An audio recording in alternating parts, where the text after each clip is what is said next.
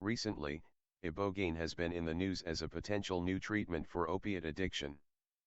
After several heroin addicts discovered that a single ibogaine session eliminated their cravings for narcotics, scientists began to study this exotic drug in animals. Early reports suggest that it may work, but much more research is needed before ibogaine becomes an accepted treatment for addiction. DMT, dimethyltryptamine, and 5-MeO, DMT, 5-methoxydimethyltryptamine, DMT is the drug responsible for the hallucinogenic properties of several plants used by South American Indians. It is a simple chemical closely resembling certain hormones made in the brain, and it is likely that the brain also produces DMT itself. DMT may be our own endogenous psychedelic. It is a compound easily made in laboratories. In the 1960s, synthetic DMT was sold in quantity on the black market. DMT is peculiar among the psychedelics in that it cannot be taken by mouth. An enzyme in the stomach breaks it down before it can enter the bloodstream. Indians who use DMT containing plants often prepare them as powdered snuffs. Users of the isolated, black market chemical either smoke it or, less frequently, inject it intramuscularly. A typical DMT snuff of South America is yapo, used by tribes of the Amazonian forests. It is made from the resin of a huge jungle tree, cooked down, dried, and pounded into a fine powder that the men blow forcefully into each other's noses through a long tube.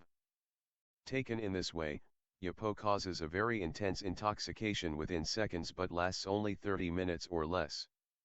While under its influence, Indians dance, sing, and see visions of gods and spirits. Black market DMT is usually a brown solid that smells like mothballs. Users place tiny bits of it in the end of a joint made with marijuana, mint, or oregano in order to smoke the DMT. Sometimes a single inhalation of such a joint will be sufficient to initiate a 5 to 10 minute trip of remarkable intensity. The effect may begin before the smoker can remove the joint from her or his lips and usually reaches its peak within the first minute. Some users, overwhelmed by visual hallucinations, lose all awareness of their surroundings. Fans of DMT say that it gives an ultimate psychedelic rush. Needless to say, this experience can be quite frightening to someone unprepared for it. After 15 minutes, the strong effects subside, and after 30 minutes users again feel normal. Because of its short duration of action, DMT is known as the businessman's trip. A close chemical relative of DMT is 5-MeO, DMT.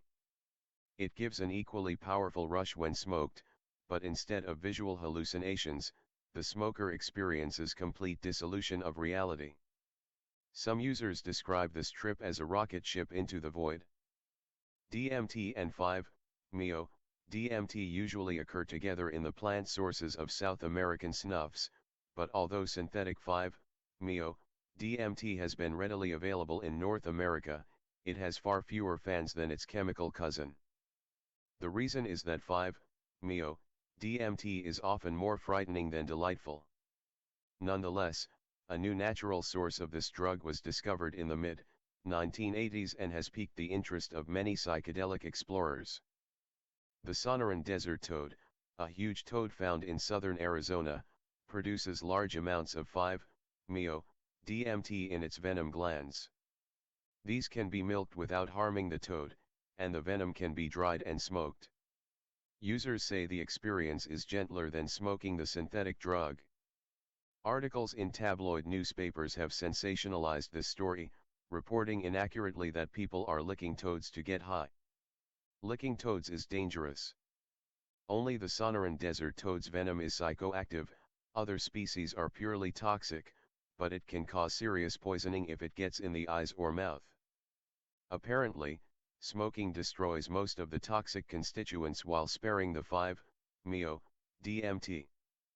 The dramatic effects of DMT and 5-MeO, DMT are good examples of the correlation between route of administration, duration of action, and intensity of effect.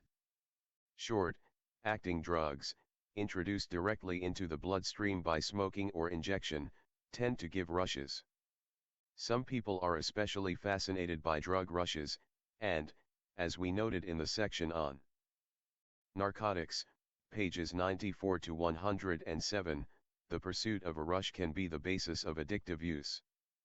That addiction to DMT and 5-MeO, DMT is unknown is due in part to the rapid development of tolerance for their interesting effects. When smoked regularly, they soon become ineffective.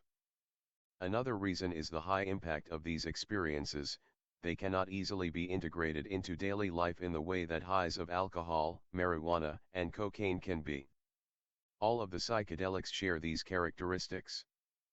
The body develops rapid tolerance for them, so that if you try to take them often, you do not get the results you want.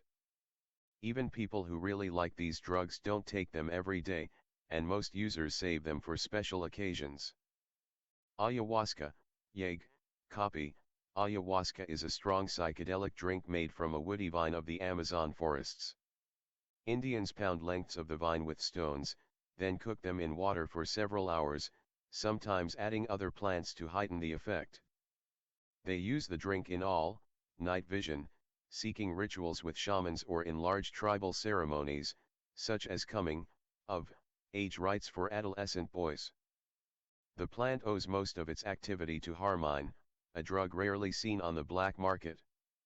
Ayahuasca first causes intense vomiting and diarrhea and then a more relaxed and dreamy state than that produced by LSD.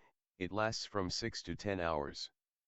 Indians say the spirit of the vine enters their bodies and makes them see visions of jungles and jungle animals, especially jaguars. Also, the drug is supposed to enable the Indians to see the future and communicate telepathically over great distances. Seeing visions while on ayahuasca, as with other psychedelics, depends very much on set and setting. Curiously enough, the plant most commonly added to ayahuasca in making the drink is a leaf containing DMT. Indians say the addition makes for better and brighter visions. When scientists first learned of this practice, they dismissed it as useless on the ground that DMT is destroyed in the stomach. Further research has now shown that harmine inactivates the enzyme that destroys DMT.